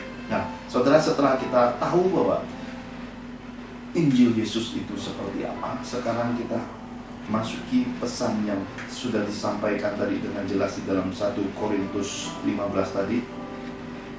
Dikatakan, kamu teguh berdiri, saudara ya. Nah, saya ingin kita belajar kata berpegang teguh berdiri. Jadi hari-hari ini kan saudara lihat kan, banjir di mana-mana, bencana alam, ya, persoalan hidup. Ini masih terus bergelombang. Saudara harus doakan pemerintahan bangsa kita supaya diberi kekuatan, kesehatan, sehati, diberi hikmat sama Tuhan untuk bisa jadi perpanjangan tangan Tuhan untuk menata, untuk menolong, untuk menyelesaikan ya bertubi-tubinya bencana yang datang. Bukan hanya di bangsa kita, ke bangsa-bangsa manapun sama, saudara. Ya. Kemarin ketika video call, seorang teman mengenakan masker ya, dia tinggal di Singapura. Teman-teman yang lain berkata, buka masker. Oh nggak bisa, dia berkata, saya ini ada di luar dan di sini nggak boleh, sekali buka langsung ditangkap, saudara. Ya, jadi ini ya. Jadi kita harus memahami perlakuan kebijakan pemerintahan bangsa kita ini ada di luar juga, saudara, bukan hanya berlaku di kita. Jadi kita mesti menghormati, menghargai dan mentaati semua kebijakan pemerintahan bangsa kita. Mari saudara kita lihat sama-sama 2 Timotius 2 ayat 1 sampai yang ke-13. 2 Timotius 2 ayat 1 sampai 13. Panggilan untuk ikut menderita. Sebab itu, hai anakku, jadilah kuat oleh kasih karunia dalam Kristus Yesus. Apa yang telah engkau dengar daripadaku di depan banyak saksi, percayakanlah itu kepada orang-orang yang dapat dipercayai, yang juga cakap mengajar orang lain.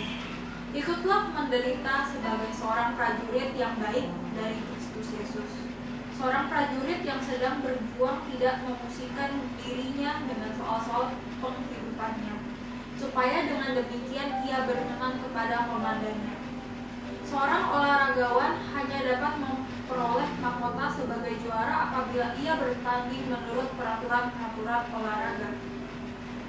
Seorang petani yang bekerja keras haruslah yang pertama menikmati hasil usahanya. Perhatikanlah apa yang kukatakan. Tuhan akan memberi kepadamu pengertian dalam segala sesuatu.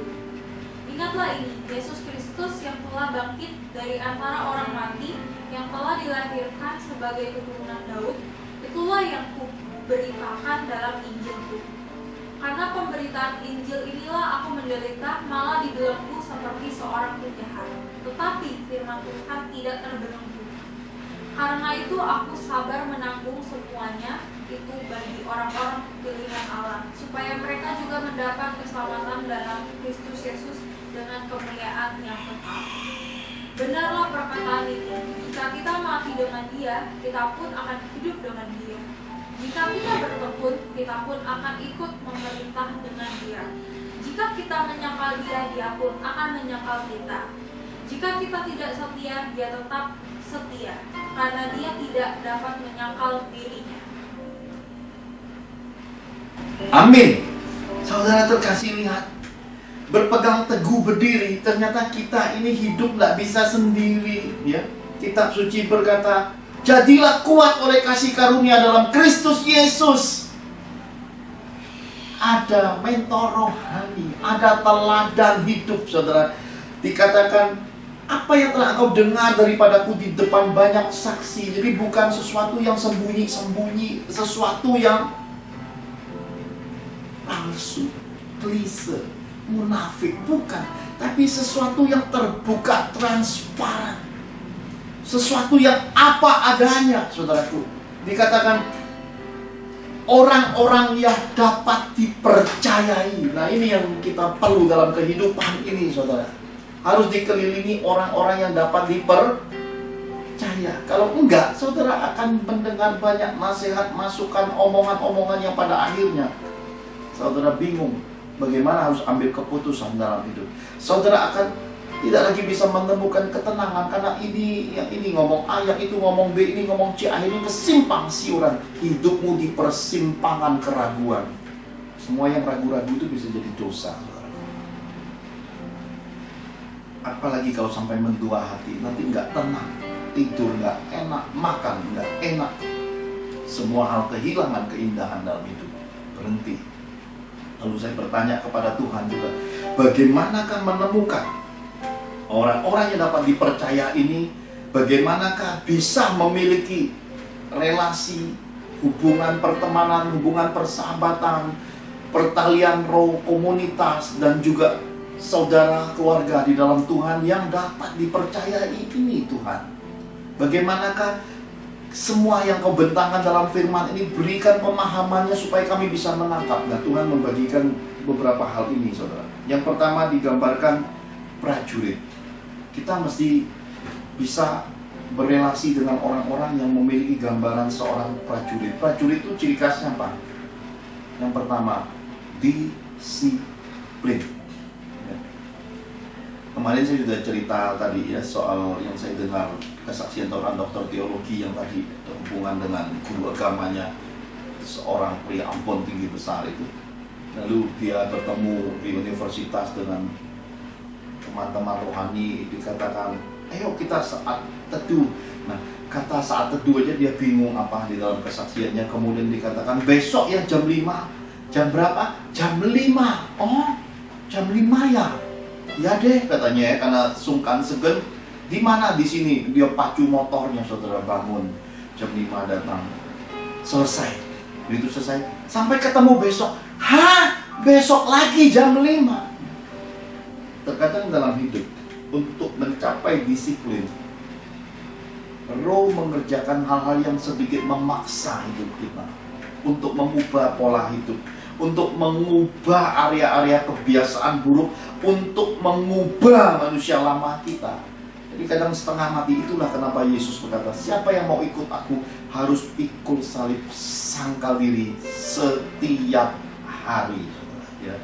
Jadi dia berkata setelah lewati dengan setengah mati, saudara bangun pagi, lewat seminggu, lewat 2 minggu, lewat 3 minggu, minggu berikutnya itu sudah menjadi pola hidup ilahi yang baru dalam hidupnya.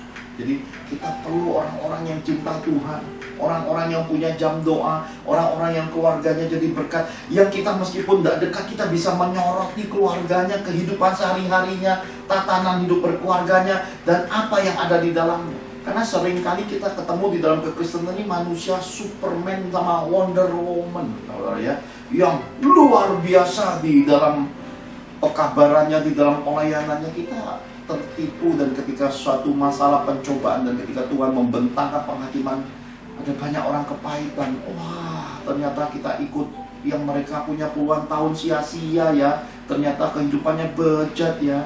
Itu karena saudara terjebak, karena saudara tidak masuk di dalam kemandirian di dalam kekristenan ini.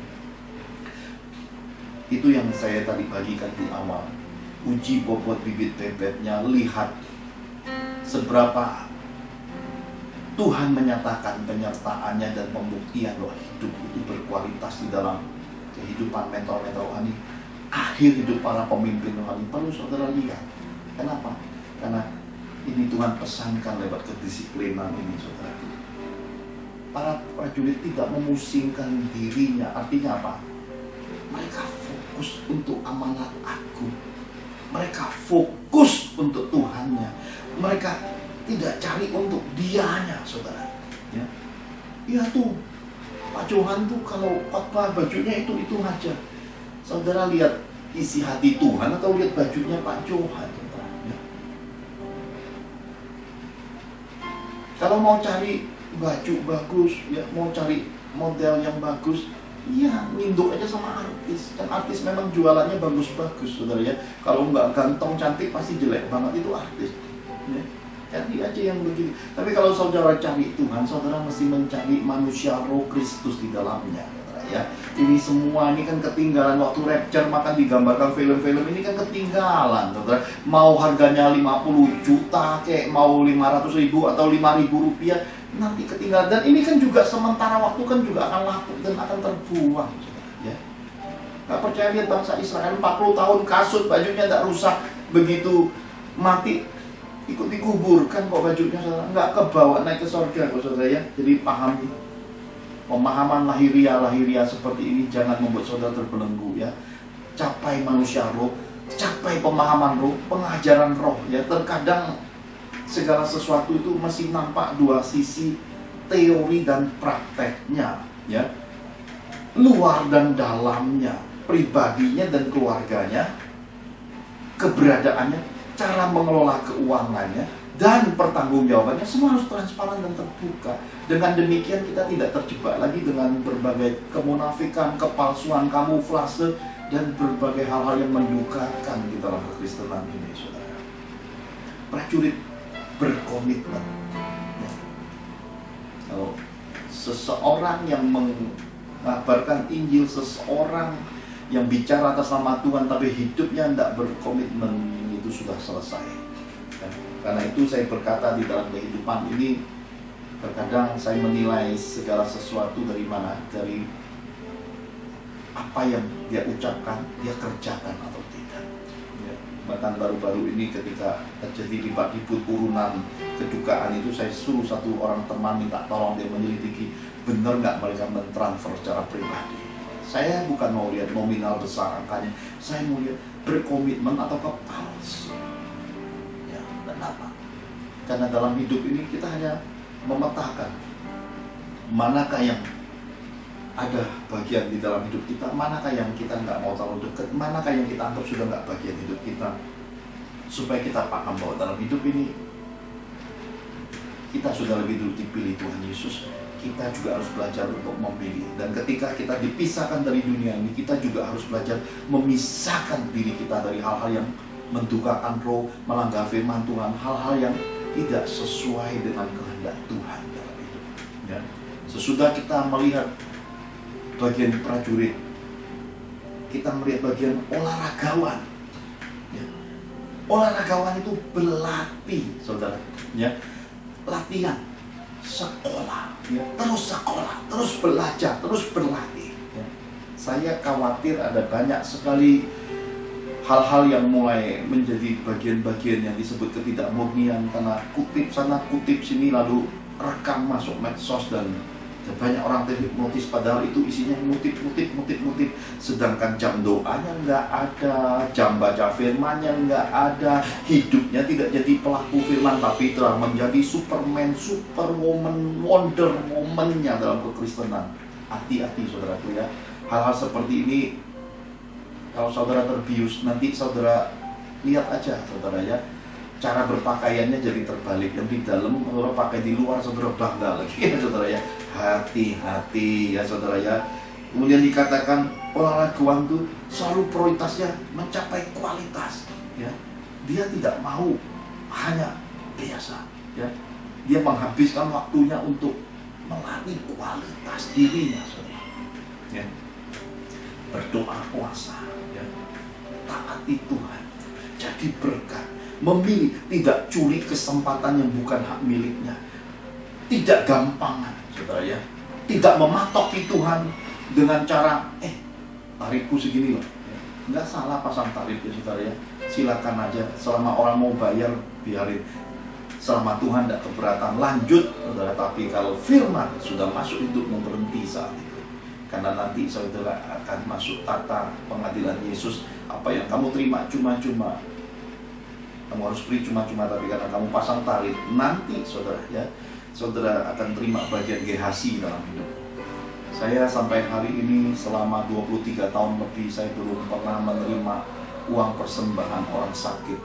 Sejak dulu sampai hari ini 23 tahun, namanya komitmen yang raw, patenkan di hidup saya. Kalau melayani orang sakit jangan terima. Ada banyak orang memaksakan kepada saya, Pak, ini terima persembahan. Saya bilang tidak, maaf, tanpa mengurangi hormat saya, tanpa mengurangi rasa terima kasih dari niat baik saya. Dan pendeta butuh uang, Pak, Bapak hidup dari mana kalau Pak? Tuhan punya banyak cara untuk memberkati seorang pejuang ya. Maaf ya, maksa dan nggak ketulungan. Akhirnya saya berkata, salurkan ke ministry, biarkan Bu Angel dan tim Falus Miracle ngatur semuanya. Mau disumbangi, mau dibawa ke panti jompo, panti asuhan, mau disalurin kemana, biarkan tangan Tuhan sih yang atur. Yang bagian Pak Johan, biar Pak Johan terima dari Tuhan, yang memang porsi Tuhan tetapkan, yang tidak, saya mohon maaf. Itu komitmen saudara, itu bagian mencapai kualitas dari Tuhan. Olahragawan ikut aturan. Nah inilah yang saya berkata, ada banyak hal saudara. Tahun 2020-2021 ini saya belajar banyak hal, melihat dunia Tuhan yang semakin luas dalam skala kacamata orang-orang besar. Hari ini saya bertemu dengan banyak dokter-dokter teologi saudara ya, orang-orang lulusan S3 semua, orang-orang yang experience, mereka yang punya jawatan, punya kedudukan ketua sinode, rektor, kepala sidang. Saya ngobrol banyak di masa-masa pandemi ini, dan saya melihat cara hidup mereka, melihat bagaimana mereka dalam kekristenan ini. Saya melihat kekayaan Tuhan yang luar biasa. Jadi saya melihat semua ini membuat saya ingin melepaskan lagi keberadaan diri. Kenapa? Saya ingin kosong, biar Tuhan terus bisa mengisi. Kenapa? Karena ini aturan roh. Kalau sesuatu yang sudah merasa penuh, orang yang sombong, tinggi hati, yang merasa paling rohani, paling punya surga, biasanya nggak bisa diajar lagi. Maka dalam kekristenan ini terkadang sulit orang-orang Kristen bertobat. Kenapa? Karena keakuannya sudah penuh. Saya belajar menerima, duduk pada titik yang paling rendah lagi, ya, melepaskan semua hal yang dulunya begitu agung, wibawa dan disegani. Saya belajar jadi murid lagi, saudara, ya. Saya terima semua ini. Bahkan orang selevel dokter teologi berkata, di kelas sudah selesai, kita berteman sekarang, ya. Kapan kita cari kesempatan ngopi bersama? Saya berkata pada Tuhan, emas adalah emas, di mana semua yang berkualitas, yang sudah terbentuk, terlatih itu, yang aturannya jelas, hidup dalam perkenalanmu, pasti bisa dilihat semua orang. Yang ketiga, petani. Petani bicara tentang jerih payah. Saudara sering dengar khotbah dan lihat film Yesus mati di kayu salib, mikul salib yang berat, berdarah-darah, ada mahkota duri, ya. Pengorbanan dia untuk menebus kita. Tapi kita ini hidupnya hari ini senang-senang di atas penderitaan Yesus, saudara. Kita bahkan bukan nyalip Yesus 2 kali, kita tiap hari nyalipin Yesus lewat dosa dan perbuatan hidup kita yang kita tidak pernah sadari, yang kita tidak mau sadari, saudara. Jadi kita hari ini memahami semua ini, bahwa kalau Yesus yang kaya memilih jadi miskin, kita juga harus belajar menyederhanakan hidup kita, ya. Punya seakan-akan nggak punya, tidak menimbun harta nggak perkara, tapi menyalurkan, mengumpulkan harta di sorga, mendukung kegerakan pekerjaan pelayanan Tuhan yang murni. Jangan simpan semua hal yang sudah dipesankan Tuhan itu, saudara. Nanti berkarat, dimakan ngengat, dicongkel maling, nggak jadi berkat saat harus melepaskan tubuh lahiriah, karena Allah merasa wah banyak iketannya, akhirnya susah naik ke surganya. Jangan tinggalin. Petani bicara tentang tabur tuai. Petani itu menyemaikan benih, ya. Dan ketika benih itu bertumbuh, mereka kurang tidur, apalagi saat panen raya, mereka jaga, ya. Orang yang cinta Tuhan pasti banyak kurang tidurnya, saudara. Kenapa? Hari-harinya dipakai renungi firman, baca firman, doa, puasa, melayani, memberkati. Hari-harinya tidak pernah mereka paksakan untuk dirinya. Mereka ikuti aliran roh, pimpinan roh, tuntunan Tuhan. Bahkan saya ingin beritahukan saudara, suatu keberadaan sebelum pria terhormat, man of God di Papua itu mengalami sebuah pengalaman supranatural impartasi roh. Suatu keadaan ketika istrinya kehilangan gelang kaki, ya, emas, ya, hilang, dan benar hilang. Ternyata beberapa jam kemudian, 10 jam kemudian ditemukan kembali. Ditemukan oleh ponakannya, dikembalikan kepada si istri. Kemudian mereka mencari Tuhan, dan dia berkata, wah, ini bukan hak milik kita.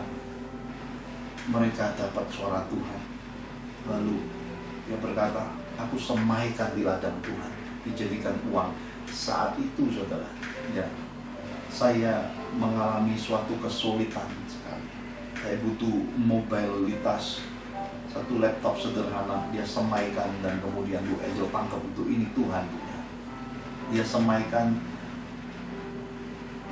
mendekati harga sebuah laptop sederhana, ya. Laptop itu hari ini isinya adalah tesis, isinya disertasi, isinya hal-hal Tuhan semua. Saudara bayangin, dia semai ke ladang dan isinya itu bertumbuhnya adalah pohon-pohon firman, ya.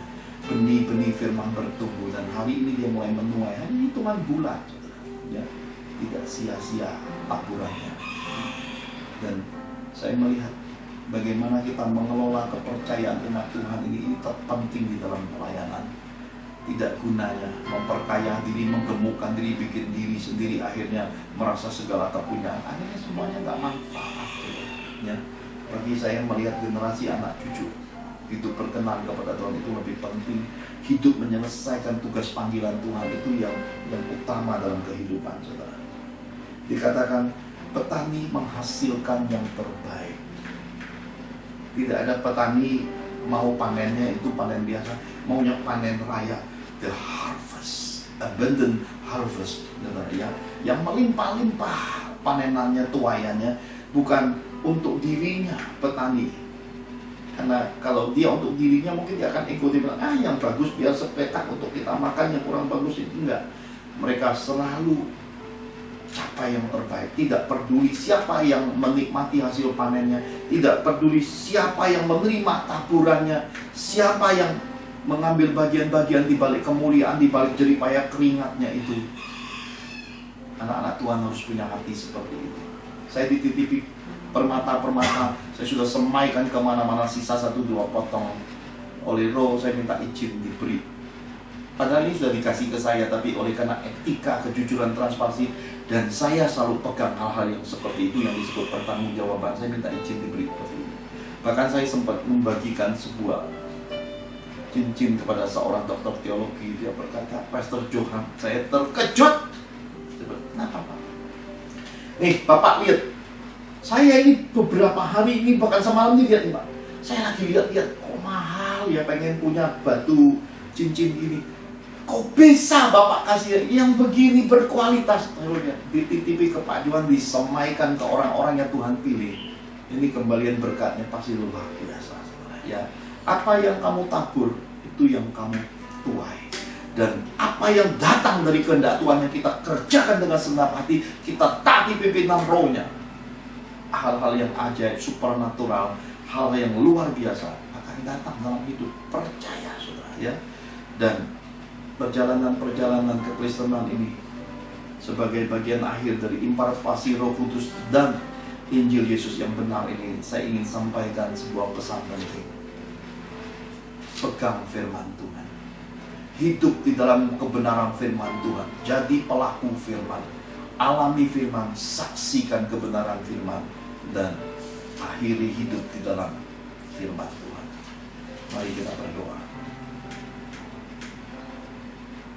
Engkau mengajari kami secara terbuka, Engkau mengingatkan kami hal-hal yang ada di kehidupan generasi akhir zaman ini. Tuhan, kami mau berterima kasih. Engkau menyaksikan bagi kami hal-hal yang kami tidak sangka-sangka, hal-hal yang luput, hal-hal yang tidak kami dengar, bahkan yang mungkin hanya sebatas kami dengar. Beri kami anugerah untuk mengalami Engkau, Tuhan. Sebagaimana lagu mengenalmu melebihi segalanya itu, Kau beri bagi kami semua. Memberkati semua keluarga-keluarga kesayanganmu, kepunyaanmu, anak-anak kesayanganmu yang akan menyelesaikan tutup bulan Februari, memasuki bulan Maret dengan kasih dan kelimpahan yang luar biasa. Anugerah pemeliharaan perlindunganmu tinggal tetap bagi setiap kami.